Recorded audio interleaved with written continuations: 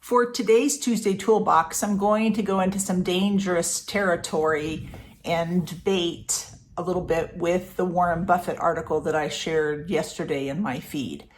Warren Buffett, the article talked about him saying that it doesn't matter how many hospital wings you've sponsored and how many buildings your name is on, but at the end of the day, it's how many people love you. And I think it's really important for us to be respectful and caring and people that people want to be around, especially as leaders. We often talk about being a leader that someone wants to follow, not that someone has to follow. So I think that makes a lot of sense in that perspective. And he goes on to say that as leaders, one of the things we need to do is give selflessly. And again, I agree with Mr. Buffett with regards to the fact that we have a lot and it doesn't cost us anything to pour into someone else and help them.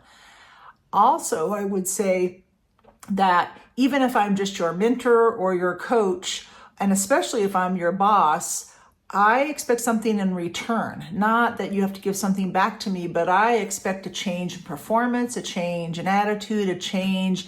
I expect a growth, to see a growth that happens. As a coach, I have allowed a number of clients to go because at some point when you keep going over and over the same things and they're not making progress, either I'm not doing the right thing or they're not doing the right thing, and it's not a good fit to help them grow.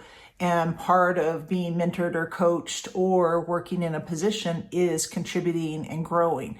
So I would challenge a little bit about, from a selfless standpoint, what do we mean by that? I think there's a romantic notion about servant leadership that is that we're just going to be these great giving folks. And I think that sometimes we miss the opportunity for the challenge or the benchmarks or the expectations for the growth. And we need to consider that. And how do we do that in a way that is accepted and that the other party is bought in? And then the other concept that they shared was about giving strategically.